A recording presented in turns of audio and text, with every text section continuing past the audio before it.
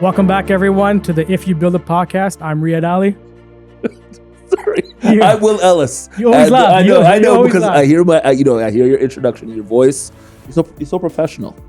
Again, If You Build It is a podcast that celebrates entrepreneurs, and it sort of just shows you their journey. Because it's not easy betting on yourself, but if you put in the time and you have the drive, and you create your own life, being an entrepreneur could be very beneficial, very rewarding. I am very excited about our guest on episode 9 of our podcast, Sarah Habibi. I saw her on Instagram. I didn't even know she's married to Saman, who's in episode 3 of our show here. So you can view it now on YouTube, Apple, and on Spotify. But she's married to him. But I had no idea that she had such a following on social media. And I was so impressed with the information, the quality of her videos, and just the fun that she's having online. And so thank you, Sarah, for joining us. Thank you so much for having me. Riyad has a question for you. I don't know. Okay. Let's get into it right away. So tell us about your business and what you do. So I am a content creator. I create educational science content on social media. And so I do it on Instagram. I do it on TikTok. I do it on YouTube, long form and short form. And that's the bulk of the business. And I guess we're going to get into the bulk of like how I make money in the business. Yes. But now I'm trying to branch outside of content creation. I've started to dabble in a bit more of like the consulting side of things. And I just wrote a book and a lot of Consulting, yeah. Scientific consulting. We'll get to that too. I have some more questions first. Yeah. Riyad's running this. Riyad, go ahead. Question 2. But how did you get into this? Like, what started this? So I started blogging when I was in my PhD. So in grad school, I remember I'd get questions from my friends saying, what do you do all day in lab? Because all my friends had graduated, moved on to their big careers, and I was still in school as a student. And so I started creating these like videos of me working in my research lab. And then slowly I started to explain what I was doing. And then one thing kind of led to another. And I was like, well, here I am now, I guess, blogging on Instagram. And it was always a hobby of mine that I would just do for fun. But then, 2020 happened. Yes. I defended my PhD. I graduated, and now there was no more school to do. I had to kind of like move on and get a job. And as you probably know, the job market, the economy crashed. There were no jobs in academia. I just found out I was pregnant with my son. And I was like, well, what am I going to do now? I was ready to kind of just throw away my whole social media content creation hobby. And I thought, well, maybe let's just try and like dive into this. I'll do it for a year. I'll have my son. I'll do it. And in a year, I'll reevaluate what do I want to do? Because at this point, I had started to make some money from it. So at that point, how many followers did you have? At that point, I think I had just under 20,000 on Instagram. And on TikTok, I was like almost at 100,000 on TikTok. And so I was like starting to grow, and I was ready to throw that away because I thought I needed like my professional academic job. And that's what everybody kind of expected of me. But then I just stopped applying for jobs and I went full force into the content creation. And that's kind of when everything just exploded for me. What's your main focus when you do these? So the lab kind of? Well, no, because after I left the lab, then now I didn't have the lab as like my primary place to make content. And so I transitioned that into almost like a home lab in my kitchen. And I started doing now, instead of doing like those hardcore research experiments that I was doing in a science lab, now I'm doing these like fun at-home activities, still science, but that are more catered towards families and kids. And then having my son, integrating him into that and taking more of like the family-friendly approach to it to just like make science accessible at home. Wow, that's amazing. So how much time do you think in a week you spend creating videos? Like what's your process for getting videos out there? Yeah. So, I mean, there's a lot of planning that goes into it. So deciding what type of activities or pieces of content that I want to share, I really try and plan a month, 2 months out. And so, for example, seasonal content, my holiday content, I was planning December back at the beginning of November, deciding what do I want to do? How do I want to film it? When's the stuff going to go out so that it comes out in a timely manner? And so that alone takes quite a bit of time, just the planning. And then the actual like filming and editing. So for example, to film a 15-second experiment, that's like, you see the final 15-second reel on Instagram. To film that would probably take maybe half an hour to an hour. And then to edit it would take me about 20 minutes to edit. And then I got to upload it onto the various platforms and use the various the tools on every platform to add captions, add text, like all of that fun stuff. Right. And then you got to actually post it. And then after you post it, that's kind of like the start almost of the work, because now you got to engage and you got to follow up with people, answer people's questions, interact. And that all takes time. So I would say like for one video, maybe like 5 to 6 hours goes into like one 15-second video that you see. You have employees or is it all you? I do have one intern who works with me. She works 5 hours a week on different tasks that I give her. But in terms of like the content creation side of things, I create all my videos. I edit all my videos. I conceptualize all my videos. They help more with other aspects of the business. Now you have, I saw your CRV thing today. Mm-hmm. Now, how do you start monetizing this for yourself? When did that start? Yeah, so I got my first paid brand deal back in 2019 or beginning of 2020. It was exciting because it was like with a very big brand that falls under Procter & Gamble. So it was one of their brands. So pretty big brand. And I didn't know what to quote them. I quoted them like so low. I got absolutely destroyed and taken advantage of in that partnership. Not because of them, but because I just didn't know how it worked and I didn't know the work that went into it. But that was when I first monetized. And then slowly over the years, I started to talk with other content creators in the same space, asking, what do you charge? What do you charge? And then I just learned that, go in high. And if they say, or go in with a rate, and if they say yes right away, then you know you were too low. Right. And so you always want to shoot higher. And I've learned shooting higher doesn't necessarily mean that they're going to come back and say no. They usually will come back with, okay, can you meet in the middle somewhere? And it wasn't until I had a deal in, what was this? This was in 2021 in the fall. I got my first like big brand deal. It was a 5-figure deal. So yeah. Wow. Yeah, so that was wild, and I realized, oh shoot, there's like a lot of potential here. And so, and then when it's, and how do people, if someone's looking to become a content creator, like what's the advice you would give them to sort of, because again, you sort of had you are highly educated, decided to go through all that education. We have now a lot of young kids thinking that, hey, I want to be the next whoever. Big TikTok stars, Noah Beck, whatever his name is on TikTok. I had to sort of chuckle. A big Noah Beck is a big guy on TikTok, right? I'm correct, right? You're saying I'm not that old. They want to be him. What kind of work do you think is required to get to your level, get to his level? Like how many, what do you need? Well, you just need to not stop. You just can't think that, and you can't think that it's going to happen overnight. Like I tell people all the time, you can't just start posting and think that you're going to start making money right away.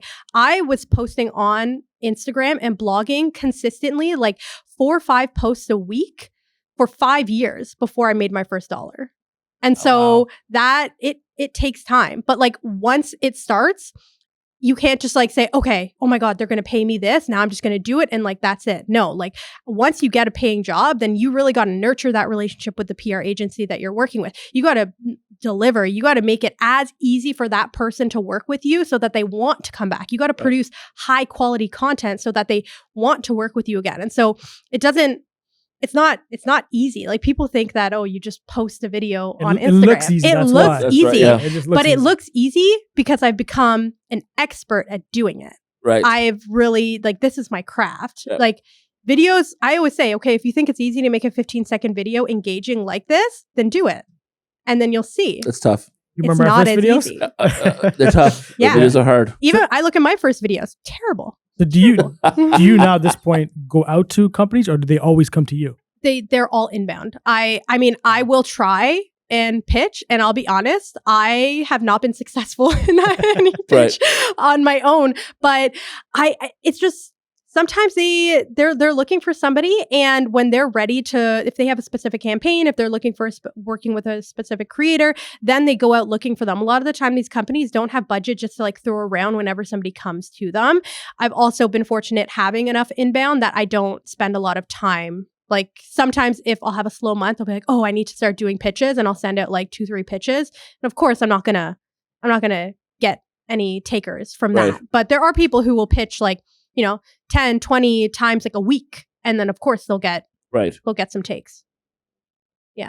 Interesting. No, it's my brain just. I know there's so much. So so your whole thing is also, you're trying to balance education, fun, and motherhood realness. I think I made a note of. Yeah. So what does motherhood realness mean? Motherhood realness is just that. Like, I mean, being a parent, it's hard. It's not easy, and social media makes it look 100%. very easy. Like everyone makes it seem like, oh, you have this amazing baby and they just do all the things and you're so happy and so full of joy. And I'm like, that was not my experience. Right. Like I absolutely hated the newborn phase. I did not have I had a very difficult baby. Simon and I had a very difficult time with him. And I'm like, whoa, like I was not ready for this. And I wasn't ready for it because nobody talked about it. And so I started sharing my experience, and also sharing my experience, how I dealt with that and work at the same time, and kind of like growing a business and growing a career while also trying to have a family, and how you can't just like do it all on your own. That's what they make it seem. But I had and do it all well. Yeah. Like something's got to give. I had a lot of help, and I was very transparent about having a lot of help with family, and having a supportive partner and all of that. And then also just so mom was supportive? Yeah, pretty supportive. Surprising. But yeah, just being honest about that, because people like, it's like such a reality check when you go through it and you realize like, oh damn, it's not as easy as people make it look. Interesting. Yeah. So, and I guess from there, you start to hear from people saying, thank you. Oh yeah. Oh yeah. They're like, wow, I'm going through the same thing right now. Like this like helps. Or, like, how many messages are you getting from people on average? Like a lot. Well, I'm just curious because you said you reply to most messages. Oh yeah. I try and reply to every message if I see it. And so a lot of messages, especially when I get real. When I get real about motherhood, that's when I see like I'll have like hundreds of comments, or like I don't know how many DMs from people sharing their stories. What's next for this business? So what's next is I'm trying to figure out how to grow. Like I was just having this conversation with Simon the other day about how I've kind of hit a ceiling where I've hit a certain level of success, but I don't know how to get past it. And I think that requires maybe some coaching, maybe a mastermind of some sort, but I just need to start talking to other people who have scaled and maybe start investing more in like more help for the business. But I would love to have a standalone business one day that is child-centered, that is STEM education, but isn't reliant on me to be the face of it, if that makes sense. Yep. Because right now, the only way that I make money in my business is from me showing up. And so I need to figure out how can I now start to passively make income without me having to show up. That's everybody's dream. That's the dream, right? Rhea has another question. What's it like being married to a realtor? It's wonderful. Yeah. No, like I mean, it has its ups and it has its downs. A positive is that we're both entrepreneurs and we're both working for ourselves and have our own schedules. And so we just booked a family vacation in February, and like we can do that and we can take time off. We're in a Dominican for a week. So the whole family. Yeah. Where are you staying? I'm not going to share where I don't want to share the resort, but no, not the resort. Like, where in Dominican are you staying? Oh, don't share the resort. Yeah. Shoot, I don't know the Punta Cana, Puerto Punta Plata. Cana, yeah, Punta Cana. Oh yeah, yeah. I'm like, why am I Please tell the world where you're staying and the week, time of your flights, all that. No. So we'll release this just in January. Just in time for that. Yeah. No, but it's great because we can, take days off, or there's a lot of flexibility. And for example, like me, coming and doing this podcast, like he's out and he's like picking up our son, and then, vice versa, we can like lean on each other. But also, being in real estate hours, especially with like showings and offers and all of that, often happens after like the 9 to 5 hours. 100%. And so it's when we're at home and it's like, calls during dinner, or, you got to go out and do showings out in Scarborough for like 4 hours in the evening. And so that part of it, but I get it. And there are times where like I have to be gone for a weekend, or I'm like traveling for work, and like we kind of like lean on each other for that. And so of course, like anything is ups and downs, but I love being able to call him whenever I feel like calling him during the day. And I know when he worked in corporate, I couldn't do that. Yeah. Now, how is it being married to another entrepreneur? I think it's great. I mean, I think it's fun because we get to like talk to each other about what the next steps are. And I feel like we're just so creative, and we just have so much fun, like thinking about like what are we going to do next? And it's interesting because you would think it would be scary, I guess, because there's like literally no security. Right. That was my point. Yeah. Yeah. There's no security, but I don't know. I have so much faith in like what he does and what I do. And I know we both love what we do and we're good at what we do. So I'm confident in that. He's also an accountant. So he's the numbers guy, always thinking about that stuff. Like, you got to have savings here and here and all that. So that's just our reality. Who spends more? Probably me. Interesting. That's a good question. Simon, I have to like push him, but then when he does, like it's a big ticket item. He wants to get something nice. Yeah. Right. Yeah, but I definitely spend more on the day to day. Right. No. Yeah. That's true. Like, I'm a spender too. I find I got we're filming on Black Friday. Yeah. And I spent most of my morning looking at things, and I bought a few things today. Yeah. I enjoy nice things. Yeah. I do enjoy nice things. As we all do. Exactly. Yeah. And now you talked about I'm trying to think where I was going. Oh yeah, I know where I was going with this. You talk about scaling your business, take it to the next level. Have you talked to other people who are maybe at your level, sort of get ideas of what they're doing? Like you said, you're going to get a coach. Well, let's say someone doesn't want to spend the money to get to the next level. What other tips or thoughts do you have on this? Yeah, I would just say talk to other people in your area, like in your community. And so I have other creators who are no, they're not local. I was about to ask, is there a community of you guys that there's a community here, but I'm not as close. Like I have friends, yeah, but I think the people, or one of my biggest mentors actually lives in the States. She's in LA, and she's been a really great friend over the years, and she's I would say 5 years ahead in her career. And so I've leaned on her a lot, asking her questions about how I can run various aspects of the business. And so that's been helpful. And that's free help. And so if you're not looking to invest yet, that's great, that type of mentorship. But you got to find people online who are well known in that space, are willing to share information for free, or like I don't think everyone's willing to share information for free. I mean, we developed a friendship and a relationship on social media before we ever had those conversations. Right. And so I think that's what you have to do first. I would never just like reach out to somebody just cold, having no conversation with them before, unless I've had some type of like relationship built with them. Right. And so that's something that I really try and do. And now, like, going out to like influencer events in the city, you meet people, and then you have influencer events.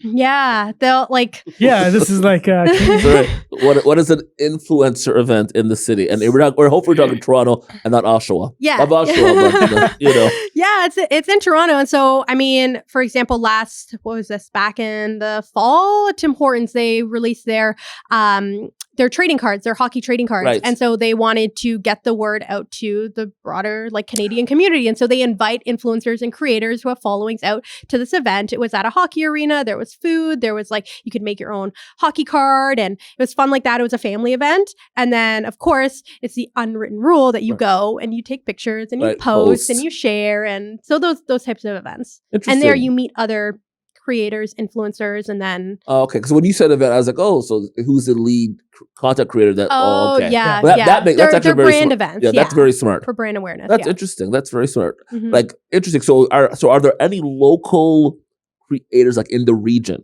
that you see up and coming? Like it's interesting question because you only hear about people in Toronto.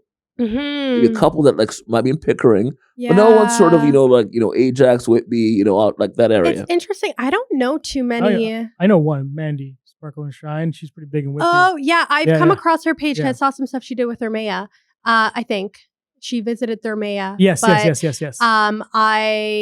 seen her, but I don't know too many people in Durham. Maybe we should come up with honestly. something where we can get Durham creators together somehow. I don't know how, but I'll talk to you about that. I think it's hard because even somebody like myself, when I share that I'm in Toronto. Yeah. I don't share where I'm Sure. where exactly I am. Like I'll talk about Durham, but I think a lot of creators in the GTA just say Toronto. Right, because So you don't know where they known. actually are It's until you known. get in the DMs and you're like, oh, True. I'm in Oakville. Yeah. I'm in Brampton. I'm here. You know, it's funny because whatever. whenever I'm on vacation, people are like, "Where are you from?" I'm like, "I'm from Toronto." Yeah, I don't say from Whitby. exactly. Right? Yeah, 'cause people are yeah, like, yeah. "What? No, but Where?" even when I first got licensed, I didn't want Durham Oh, yeah, number. yeah. So I only stayed in the Toronto office just for that. Yeah. There you reason. go. Yeah. Really? Yeah, I didn't want to come because Snob. Yeah.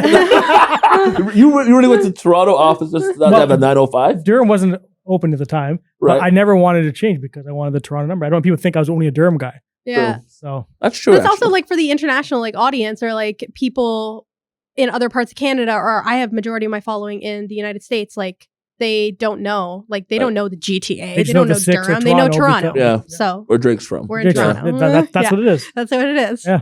Interesting. Yeah. Oh, I've learned so much. Mm-hmm. On an off day, what do you do?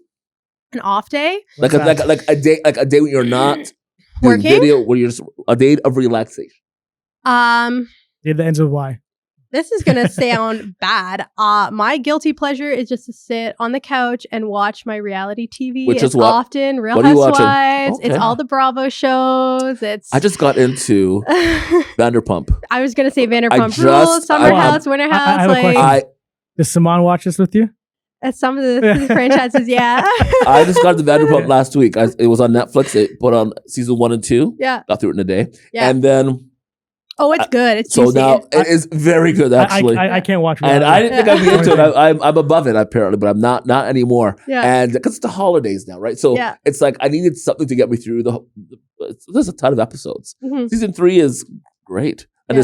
there's an additional 7 seasons after that. Yeah. I'm very happy. Yeah, it only gets It's quite better. good. It gets Good. better. Oh, Vanderpump? Yeah. It You don't just- know about the scandal? Well, it's been trending. It was a top Wait trending till show. you get to the last season. Oh, really? Yeah. It was a top trending show of 2023. So I was It's like, there's- wild. Yeah. Okay. Yeah. Yeah, so I'm very sad. I watch such serious TV, Yeah. that I needed something. You know how hard our jobs are? I don't want to come home and watch, Yeah. the Well, news. that's me. I want to shut off. That's Yes. that's how I unwind. I Yes. just want to watch just nonsense. Where I'm the opposite. I need People to watch. living these So your lavish favorite lives. show right now is Vanderpump, or what's your favorite show? I watch all the Housewives series, All of them? all the Real Housewife franchises. Like Yeah. 10 of them. Yeah. So I keep up to date with the season. So there's usually maybe like 3 franchises on at a time. So Right. right now Miami's on, Beverly Hills, Yes. Potomac. So that's how Wow. Okay. that's how I unwind. Favorite? I know you said you're a foodie. I'm about to say this too. Okay, you go ahead. Yeah, favorite local business. Thank you. Local business? There's a few, but I would have to say if it's food, I love Avanti's Oh, in Oshawa. yes. Yeah. Avanti's is great. Yeah. Yeah. Love Avanti's. They have this mushroom cream pasta. That's the only thing that I get. Tortellini. That's the only thing I get I'm there. getting hungry all of a sudden. Yeah. Well, what about the one you went to recently? Oh my God, sea salt. Yeah. Yeah. Oh my God, sea salt. Yeah, so good. I was saying to you earlier, like I can't believe how it wasn't as busy as it was It because needs to be busier. it's so good and the portions are huge. Like Yes. I feel like a lot of times now you go to restaurants and you see the prices, and of course all prices have gone up, but then you get these like tiny portions, and me and Simone, we like to eat. Like Yes. so I Go want to sea food. salt, everyone. Yes, the sea Please salt. go to Sea Salt, Westney, Yeah. the 401 in Ajax. So good. By the GO train station. Yeah. Yes. What is your toughest day as a business owner? My toughest day.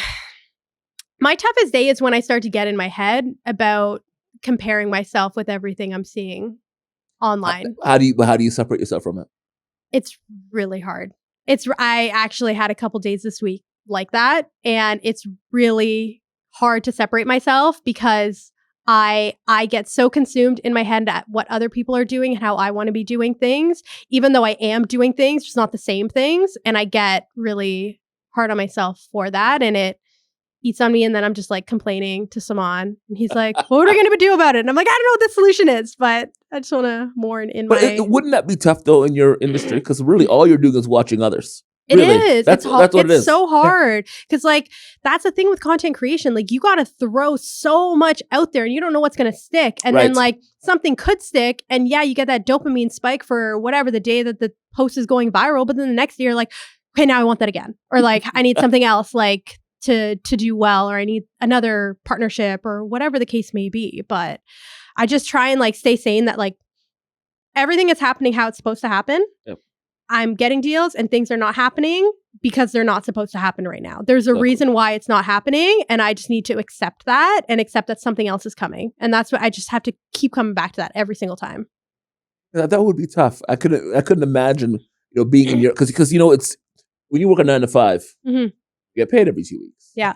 You have a performance review. You have all this stuff that sort of helps, scratch your back, makes you feel better. Mhm. In your industry, because people think likes are important, Mhm. but also aren't views important?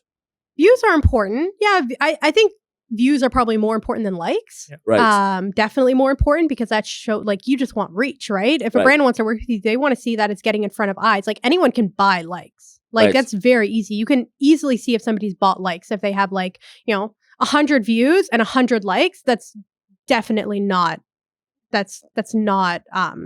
not likely to happen. Right. And so I would say views are definitely more important. But at the end of the day, views, likes, reach, whatever, engagement, like if you're not able to monetize, then none of that matters. But if you are able to monetize, it doesn't matter if the numbers aren't necessarily where you want them to because you're still monetizing. Right. And then when it comes to, because I've heard this, when people have, let's say, 100,000 followers, Uh-huh. now when you talk about certain brands, do they care about what the breakdown of your followers are, or like does it depend?